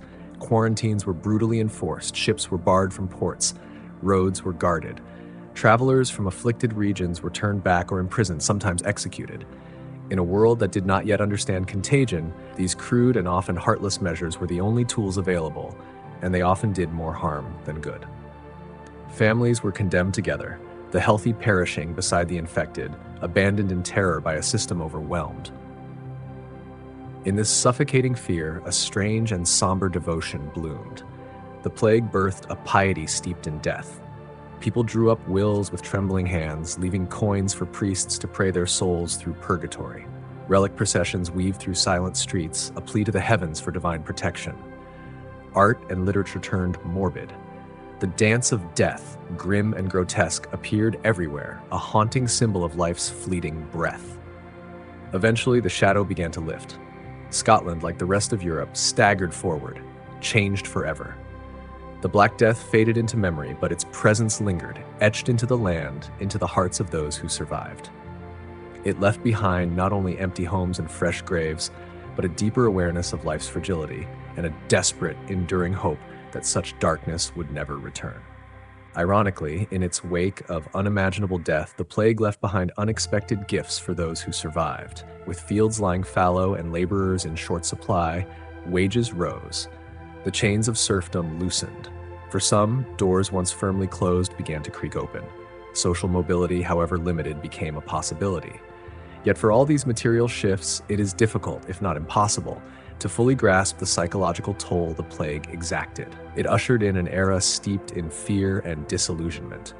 Death was no longer a distant shadow, it was a constant companion, hovering at hearth and threshold. Life, once taken for granted, became something fragile, a flickering flame in the wind. And it was this very fragility that gave life new meaning. To survive was no longer simply to endure. It was to fight for every breath, every moment, every scrap of joy. As Scotland struggled to rise from the ruins of its apocalyptic descent, it emerged a land deeply changed. Towns once filled with laughter and commerce stood hollow and silent. Families were broken, their kin buried in mass graves beneath unmarked earth. Institutions crumbled, traditions faltered. Yet, even in this desolation, the slow, painful work of rebuilding began. Communities, scarred but not destroyed, reached for one another. The foundations of trust, ritual, and fellowship were laid anew. No one who lived through the Black Death would ever forget the brutal truths it revealed, that fate was cruel, that safety was a myth, and that death respected neither age nor station. The memory of that darkness sank deep into Scotland's collective soul.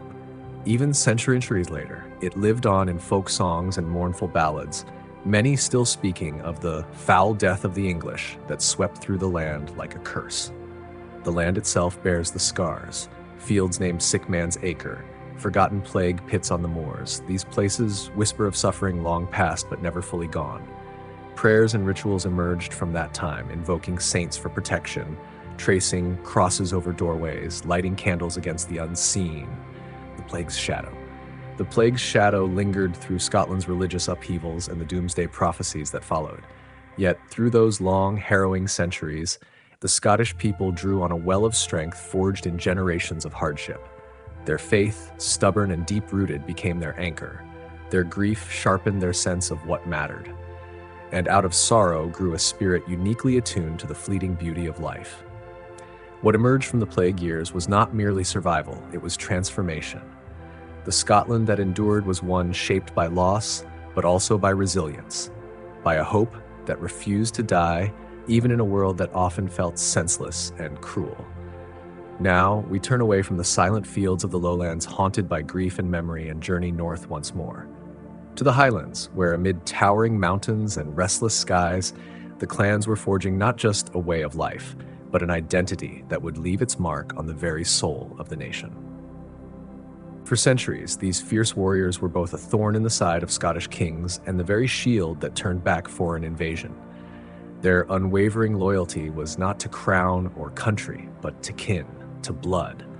And their fierce defense of ancestral land and sacred tradition was both the realm's most vexing challenge and its hidden strength. At the heart of Highland life beat the ancient rhythm of the clan system, a world bound not by borders, but by blood. The word clan in Gaelic means children, and this was no abstraction. It was a living, breathing lineage, extended families bound by shared ancestry, shared land, and unbreakable oaths of loyalty. Each clan was led by its chief, the Cian Sinith, the head of the kin. More than a leader, he was a patriarch, a protector, and a judge.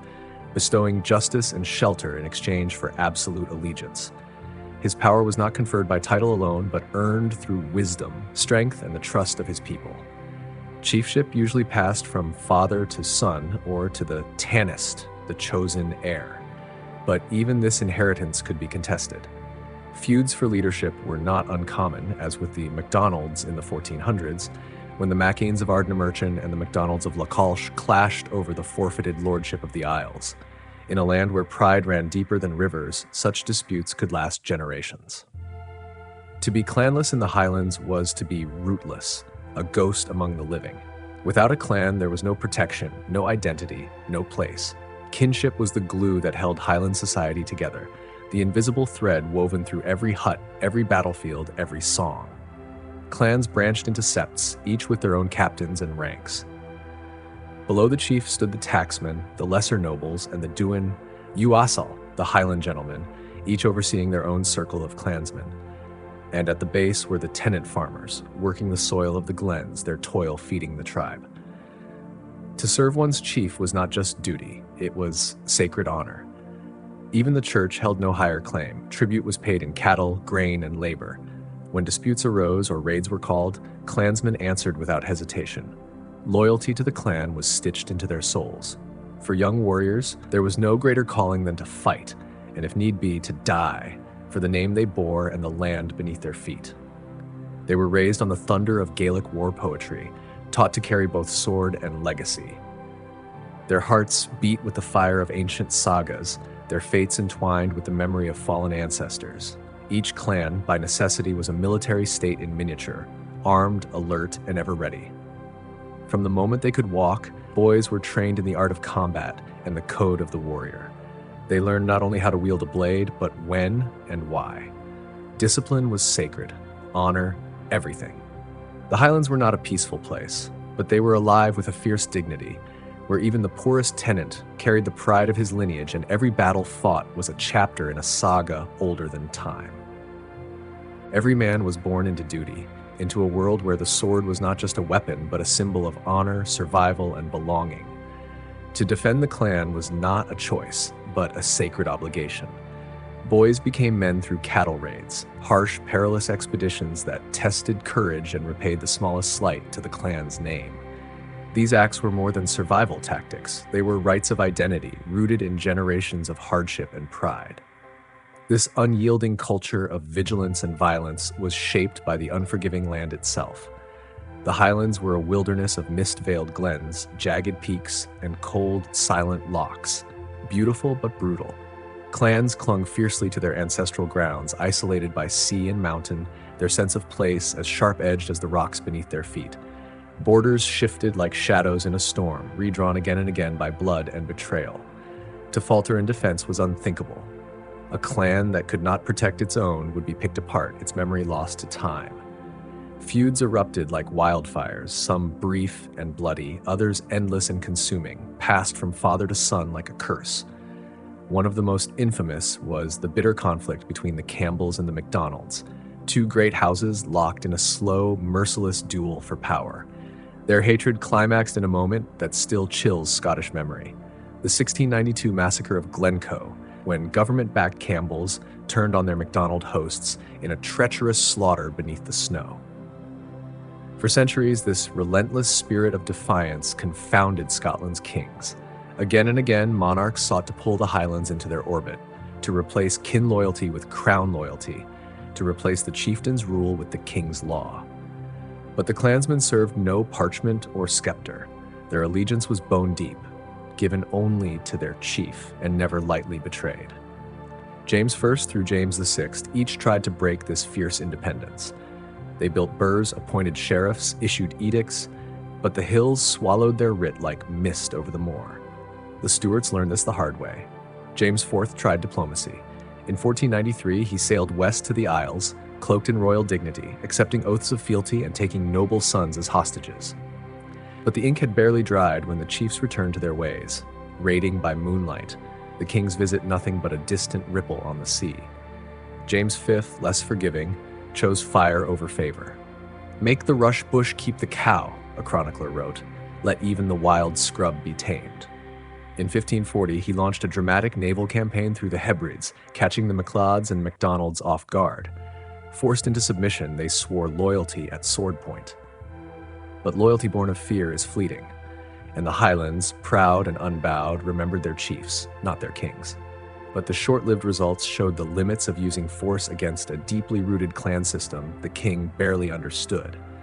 The Highland way of life, woven from loyalty, land, and centuries of unspoken codes, could not be unraveled by royal decree alone. It wasn't until after the Reformation, during the reign of James VI, that the crown launched a more deliberate, systematic campaign to crush what it saw as Highland defiance. James railed bitterly against the unreason, barbarity, and contempt of the chiefs, viewing their independence not as strength but as a threat to his central authority. In 1609, the Statutes of Iona marked a turning point. These laws imposed severe Anglicizing reforms. Gaelic bards and poets were banned, silencing the voices that had carried clan memory and myth through the ages. The sons of chieftains were forced into lowland schools to receive a Protestant English-speaking education, meant to sever them from their heritage. Private warfare was outlawed, striking at the heart of the clan's warrior identity.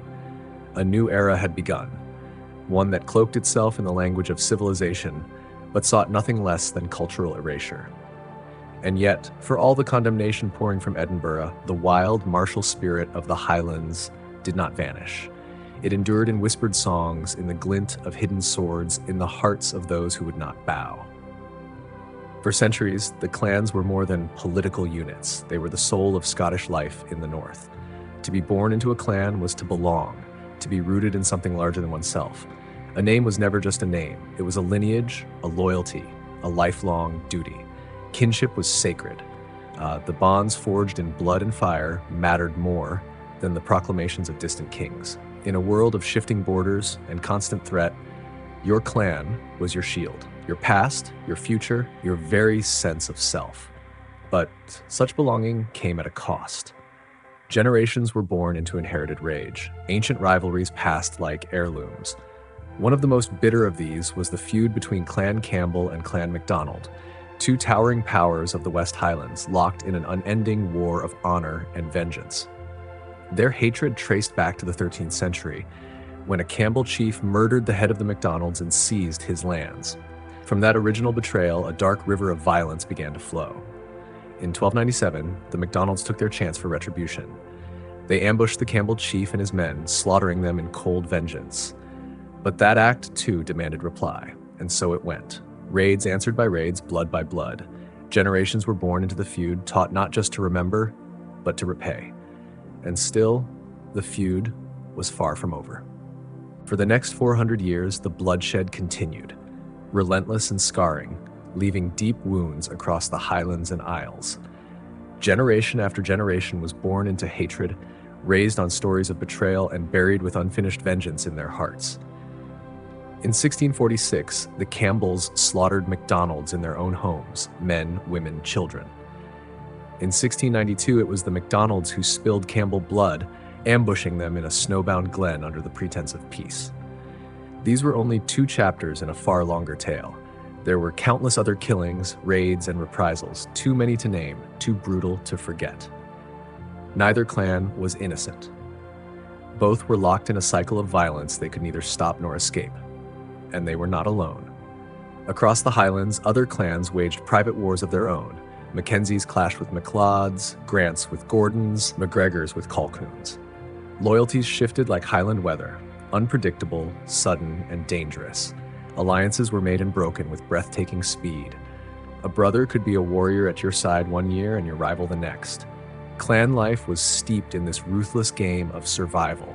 It touched every household, every hearth. Women were bartered as brides to cement uneasy peace or taken as hostages to force submission. Children learned the names of enemies before they could spell their own. They were raised not merely to survive, but to avenge. Clan chiefs launched daring cattle raids not out of greed, but out of necessity, to feed their people, to show strength, to weaken those who might threaten them. When the fiery cross was passed from hand to hand, lighting the way through heather and stone, clansmen dropped everything to answer the call. It was more than a summons. It was a sacred duty. By today's standards, this life seems savage. But to the Gaels of the time, it was the fabric of their world. Honor was everything. A man's worth was measured by his courage in battle, by the scars he bore, by the enemies he faced, and the loyalty he showed. To turn your back on your clan was worse than cowardice. It was betrayal of blood. And to die for your chief, sword in hand and vengeance in your heart, was the highest destiny a man could hope for. Yet even as this warrior code bound the Highlands together, it also kept them divided and exposed. The kings in Edinburgh and later London saw opportunity in this chaos. They played the clans like pieces on a chessboard, handing out titles, lands, and favors to those willing to bend the knee. Jealousies deepened, old feuds reignited, brother turned on brother, not just for honor, but for power and for the favor of distant monarchs. And then came the most insidious weapon of all, letters of fire and sword. With a stroke of a pen, the crown granted trusted clans legal permission to raid, burn, and kill their neighbors. No justice would follow, no punishment would come, only smoke on the horizon and blood in the glen. In the end, the clan system, so fierce, so proud, so bound to the land, was undone not by foreign armies, but by its own divisions. And still, the land remembers. So do the stones. And if you listen carefully, the wind may still carry the echoes of a war cry, long silenced, but never forgotten. Imagine living each day beneath the shadow of violence, where safety was never promised, and peace was little more than a fleeting illusion. At any moment, the stillness of night could be shattered. Your village set ablaze, your cattle driven off by unseen hands, your father or son cut down in the dark by a rival clan's blade. You knew, with grim certainty, that the king's justice would never reach these rugged Highland glens. His authority faded where the heather grew wild, leaving you to fend for yourself. In such a world, your only shield was your clan chief, his strength, his cunning, his willingness to strike first or defend last. His decisions were not just matters of pride or politics. They were the difference between life and death for the common folk. This was the brutal truth of life for Scotland's peasants, the silent majority who toiled in the shadow of the warrior elite. They were the farmers, the herdsmen, the mothers and children. Countless lives spent in service to a system that demanded everything and offered little in return. While chieftains carved their legends in blood and song, it was the ordinary people who bore the cost, in burned homes, broken bodies, and endless grief. Even the battlefield, with all its glory and clamor, offered no escape. For most, the true battleground was daily life, and survival was a constant, grinding war. In 1297, when William Wallace rose against English occupation, the average Scottish peasant lived no more than 24 bitter years. If fortune favored him, he might reach 45, his joints stiff with arthritis, his back bent from decades of unrelenting toil.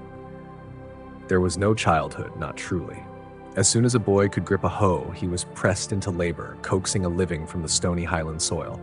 Oats and barley were the only crops that clung to life in the soggy fields, and his meals rarely strayed beyond dry oatcakes and watery porridge. Weak ale replaced water, not for pleasure, but necessity.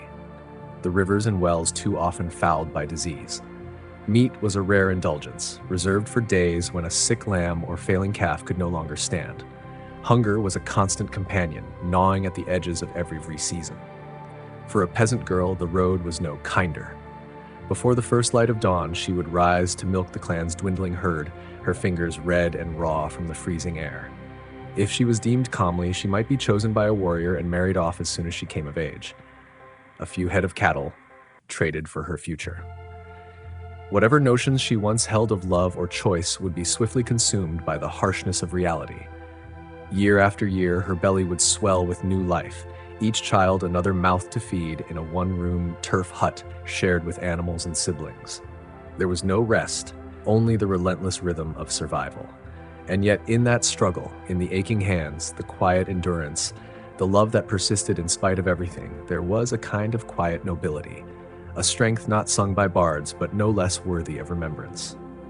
Even the relative comfort of the chief's thatched manor house offered little escape from the grinding demands of Highland life. There was no luxury here, only a thinner veil of shelter from the endless toil.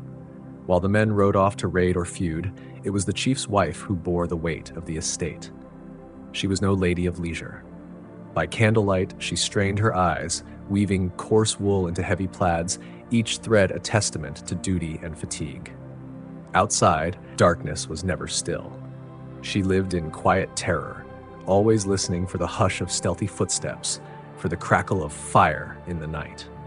A rival clan could strike at any moment, burning the year's stores, spilling blood in silence. Yet, for all the dangers of war and feuding, the deadliest enemy came not with sword or torch, but on the breath and in the blood. It was disease that stalked the Highlands most ruthlessly. The Black Death, merciless and unseen, first reached Scottish shores in 1350. It tore through the land with unnatural speed, cutting down nearly a third of the population. It arrived without warning, without mercy. Those infected developed grotesque swellings in their armpits and groins. They vomited black blood. Their skin darkened, their bodies twisted in agony as they slipped into death. Entire villages were swallowed by silence, the survivors fleeing in terror, leaving behind only shuttered homes and shallow graves. Even as the worst wave passed, the plague left behind more than empty beds and grieving hearts. It left a lingering fear.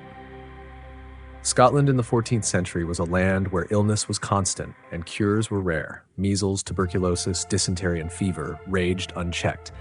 Lepers were cast out, banished to the edges of existence, their skin wasting away, their limbs blackening and falling away while they begged for scraps. Infants fared worst of all. More than half would not live to see their 5th birthday. Imagine the pain of a mother kneeling once again beside the tiny, still body of a child who never truly had a chance. Her cries stifled by grief as the priest muttered solemn words over a rough grave dug with trembling hands. It was a heartbreak so common it became almost expected, and still she prayed. Because what else was there? The church taught that such suffering was not senseless. It was punishment from a God stern and watchful for the hidden sins harbored in every human heart. A devout woman could only cling to the hope that her trials on earth might buy her peace in the next life. That hope, the promise of salvation, was the cornerstone of the Catholic Church's power. In a world of endless loss and sorrow, the Church was the one immovable force. Its towering abbeys and cathedrals stood like monuments to another world, glimpses of heaven amid the mud and ash. But salvation came at a cost. The Church's appetite for wealth knew no bounds. 1/10 of every harvest was demanded, regardless of whether there was enough to feed one's own children. This tithe was extracted with threats of eternal damnation. And still, when famine came and children's bellies swelled from hunger, the Church's granaries remained full, locked, guarded, untouchable. To question the Church was unthinkable. Those accused of heresy were not simply condemned, they were made examples, publicly strangled, publicly burned, ashes on the wind to silence dissent. Even the innocent lived in fear, watching their words, their neighbors, and their dreams. Witchcraft, they were told, could hide in the most ordinary acts. A misfortune, a miscarriage, a spoiled crop, and suspicion would fall. The village priest, with a single accusation, could end a life. This was life in medieval Scotland, a land of proud clans and deep suffering, of fierce women who endured, of a people held together by faith, fear, and the fragile hope that one day, all this pain would mean something. As we reach the end of this journey through Scotland's history, its fierce clans, haunting tragedies, unyielding spirit, and enduring cultural pride, we hope these stories have stirred something within you. Have these glimpses into the past moved you? Moved you? Did they help you see the strength, sorrow, and soul of the Scottish people in a new light? We'd love to know what resonated with you most. If you enjoyed this video, please leave a comment below. We'd be truly grateful to hear your thoughts. And don't forget to like, share, and subscribe to our YouTube channel so you won't miss the next chapter in our storytelling. Until next time, may you rest well under calm skies, and may your dreams be filled with courage, wonder, and peace. Good night.